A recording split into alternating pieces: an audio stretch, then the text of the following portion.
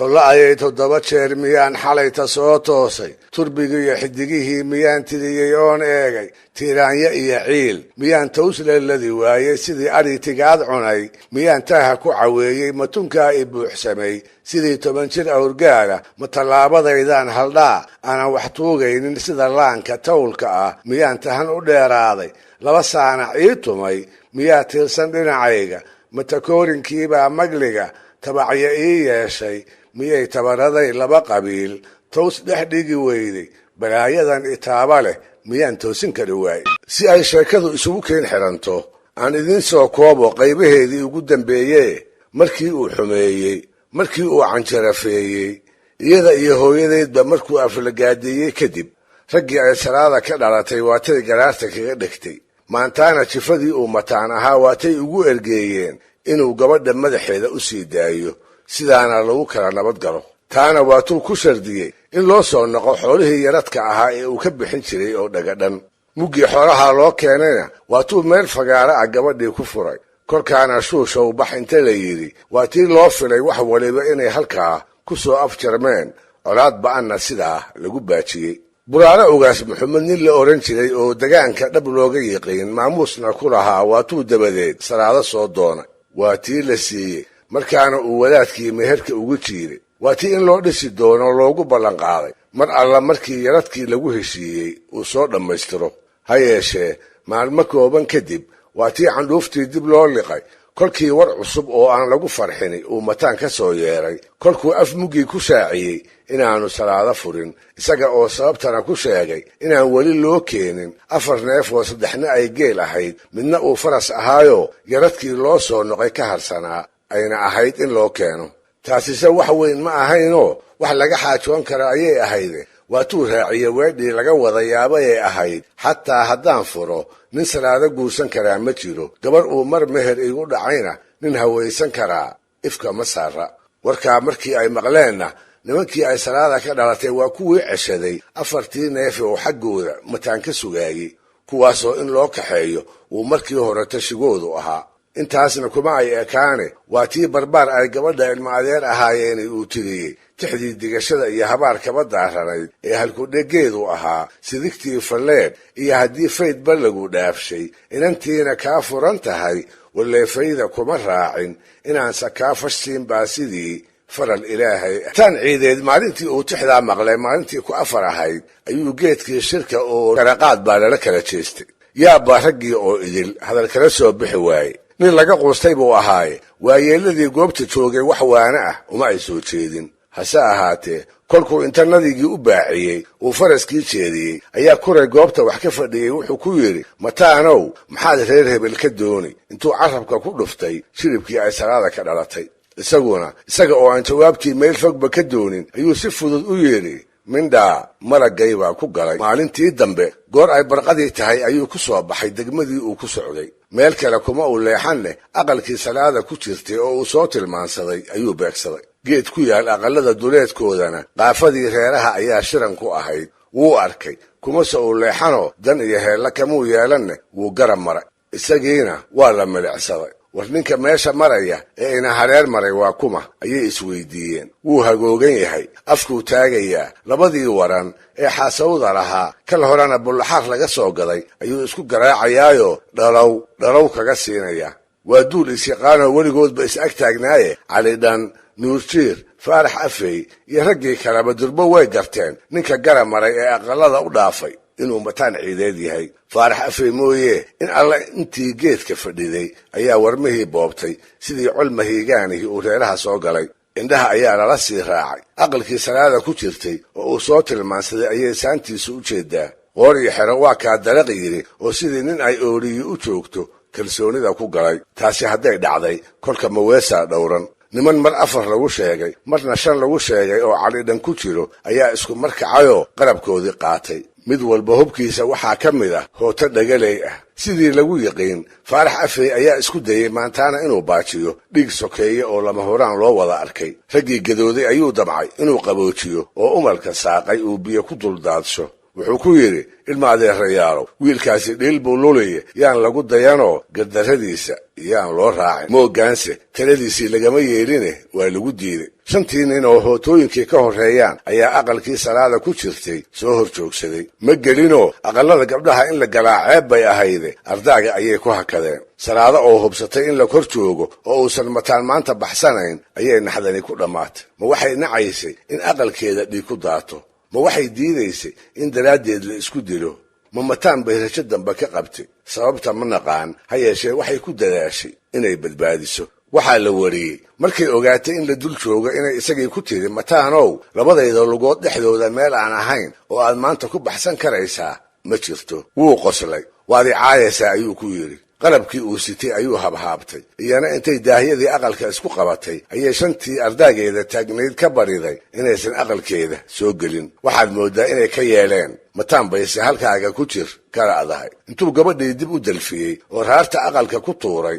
daahyadiina dhulka soo dhigay, ayuu yidhi, salaadooy, ma aniga iyo wiil ciid joogaa la kala qariyaa? maxaa xigay? baxdii uu yidhiba hoota xiiri baa naaska kaga dhacday. tii labaad baa garabka dhexdiisa kaga dhigtay. mid saddexaadiina xiidmaha ayay dhex xushay. waa lagu boobayoo halkii uu ku dhacay iyo aqalka kaadkiisa lagu kidfay. markii ay ka sii baxaysay waxay shantii ka soo sheegeen inuu lahaa haddaan hooyaa, oo uu ula jeeday in la idili karaaba hadda uunbay ii caddaatay. hadalkii kale ee laga maqlay uguna dembeeyey isna wuxuu ahaa, ilma adeerayaalow, kollay idishee timaha ciidda iiga celiya, yaan gabdhaha ciidee tuurkayga oo carra leh isoo dulmarine. kaasina codsi laga yeelay ayuu noqday. abwaankii jifada u ahaa axmed maxamed xirsi ayaa loo warramay. waxaa lagu yidhi, mataan ciideed nimankii uu la xidhiidi jiray ee ay salaada ku colloobeen ayaa dilay oo cadba margooyey. kaatunkii uu qabay kama ay bixinne intay fartii gooyeen ayay xaggii birtu harakaysay dib uga siibeen. axmed maxamed markuu cabbaar aamusnaa ayuu yidhi, wixii aan idiin sheegi jiray ee xasan mataan eebba ku abuuray waa waxa maanta dhacay. taas baa la gartay. weedhii ahayd xasan mataan wixii eebba ku abuuray weli ma dhicin ee uu ku celcelin jiray markii falal silloon looga soo tabiyaba. wuxuu ahaa aayaha kibirka nin yaqaan, oday ay waayuhu bareen isla weynida iyo uunka oo lagu tunto midho macaan badan inaan laga goosanne guuldarro uun laga dhaxlo. gardarraysigiisii badnaa, maaggiisii ba'naa iyo aabigiisii aan laga badbaadi jirin, waayaduu sokeeyo iyo shisheeyaba dadka u qaybinayey. mataan ciideed nimankii ay xigtada ahaayeene cidna kama ay celin jirin. taana waxaad ku garan kartaa kama ay hortegin dhaankii saddex subaxlaha ahaa iyo hoomadii loo waday markuu isa seejinayey ee haamihii ku raraa uu fardihiisa ka waraabsanayey. safraha xeebaha fog ka soo sodcaalay markii uu dhacayey kuma ay diidine geesi aan la hormari karin laguna faani karo ayuu u ahaa. xaal iyo xumayntoona kama ay keenin salaado iyo hooyadeedba markii uu gabayga ku caayayey. gabadhii uu furay ee dabadeed ninka kale la siiyey markuu ku duulayey intay garbaduub u xidheen, hoy ka joog kuma ay odhan. markuu lahaa xataa haddaan furo aniga dabaday salaado ciideed nin guursan karaa ma jiro, waad gar daran tahay intay ku yidhaahdeen weedhiisii kuma ay ceebine waa ugu bogaayeen. iyada oo ay arrini sidaa tahay ayay haddana nimankaasi magtiisii u soo fadhiisteen markii inta la dilay uu gardarradiisii ku baxay. taana waxaa ku garab siinayey hannaanka garsoor dhaqameedkii soomaalida ee qodobadiisa midkood uu qoraayey hadduu dhiig yimaado dhabaqa dhimatay. dulucdeedu waxay tahay haddii qof la dilo waa sandulle ciddii dishay inay ma ka bixiso. sidaa daraaddeedna waa i caayey, waa i aflagaadeeyey, waa iga gardarraa iyo wixii la mid ahiba wax ka soo qaad ma lahaan jirin. faarax afey iyo cali dhan oo ka mid ahaa madaxda jiribkii uu mataan gacantooda ku baxay mag 100 halaadah ayay ka oggolaadeen. ha yeeshee raggii uu ka dhashay taa way diideen. 3 nin magtood oo 300 oo halaada in laga siiyo ayay ku adkaysteen. taa haddaan loo yeelinna waxay ku hanjabeen nabad iyo wadadeg dambaba in meel fog laga dooni doono. tolow ma waxay qabeen mataan inuu nin ka weynaa, labana ka weynaayo 3 nin u dhigmay. guurti tolweynaha ka tirsanayd ayaa labadii qolo dhexdhexaadisay. ugu dambaystiina waxay garsoorkooda cuskiyeen garan maynee waxay xukumeen nimankii uu ku baxay in 200 oo halaad ay mataan ka bixiyaan. sidaas markay goynayeenna waxaa cad inay isku raaceen 2 nin inuu u dhigmaye ma dhabbaa inay odayadu sidaa rumaysnaayeen. mase dhiig dambe oo daata ayay ku baajinayeen. mase geela ayaa beelaha ku badnaayo 200 oo halaad baan xilligaas wax weyn loo arkayn. si kastaba ha ahaatee reerihii faarax afay iyo nuurjiir ay maqadinada u ahaayeen geelaa way oggolaadeen wayna bixiyeen inkastoo raggii mataan xigtada u ahaa qaarkood laga soo sheegay aarsi mooye in aanay wax kale ku sallimi karin iyada oo sidaa lagu kala joogo ayaa nin gabyaa ah oo markaa carri'eeda ku sugnaa wuxuu maqlay mataankii geyiga ciidid looga wada gidigay in dhegta dhiigga loo daray nimankuu ka dhashayna halkay uga aari lahaayeen ay maka oggolaadeen ninkaas oo gabyaa ahaa labada lafood ee ishayso aan midna ku abtirsan si ay dantiisu ahayd inuu foodda isu geliyaa wuxuu deganaa magaalada cadmeed waxaa la odhan jiray aadan axmed dubbe wuxuuse ku magac dheeraa aadan gabay xoog tixdira dira ah ayuu magaalada ka soo dhiibay taasoo uu ku yidhi gooshaashka dhowbay safruhu gelinbaxayaane galduurduulka tegayow farriin gaaban iga geeya nimanbaa mataan gowracaan geed xaraar bixin dheh geyi lagu dhaxaa buu ahaa geed ay jebiyeen dheh garka dhiigga waxaa loogu daray tale ay gooyeen dheh ma gaadine gadiid maalinay gabax ka siiyeen dheh goblanyaye xuseen xoday muxuu gool u qalan waaye geliin lagama roonee muxuu gaas u bixin waaye xuseen xodayga uu tixda ku bagacdhabay waa mataan in adeerkiis runa isaga ahaayaye mid kale ahaayaaba nimankii mataan ka dhintay midkood ayaa dhagar u dhaqaaqayoo geesigii magaciisa dhammaanshaha la raaciyey oo calidhane gowrac ugu jiiday talana maalintaas bay fara ka haaday warmihii baa la isu soo faystay calidhan nimankii dilay oo madahayga kolkii horeba gabaygii in axmed dubba kiciyey ayaa meydkii ka dulmaansooday waxay ku gabyeen ninkii ina dubbaa nagu kama'ay kooskii cadan weyne hadalkiina soo wada karyo kuuna yidhi yeellay nimankii 200 ee halaad shalay mataan ka bixiyey waxay iyaguna mooggooda sheegteen in calidhan 200 laga siiyo oo geelii ay bixiyeen uun loo soo celiyo ha yeeshee wax ugu wacnaaba nimankii uu mataan ka dhashay arrintaa waa iska soo taageen dabadeedna waxaa la weydiistay waxba yaanay 200 bixinne inay 100 uun calidhan ka keenaan taana maya macangegnimo ayay kaga jawaabeen nin cabdi maxamed xirsi la odhan jiray oo isna ay mataan ilma adeer ahaayeen ayna muuqato inay isla weynida isku meel ka fiirsadeen ayaa magtii calidhan markii la weydiiyey wuxuu yidhi aadkeedaba inaan ciidra ku dhaqnayn waxaad ku garataa iyada oo uu mataan aragahayga ka maqan yahay haddiiba geel la ay weydiinayo waa yaabe muxuu mataan ka samaysnaa yaa dhiiggiisa xaaraan ka dhigay calidhan iyo dadka kale dhiiggoodana xalaaleeyey jawaabtu waa kibirka iyo isla weynida kolkii cabdi maxamed iyo raggii ay xigtada ahaayeen waan nabadeed wax lagaga waayey ayaa waxaa colaad dhab ah ku tashaday faarax afey nuurjiir iyo dhammaan waayeelkii iyo dhallinyaradii inta calidhan laga dilay magtana looga diiday tolla'aye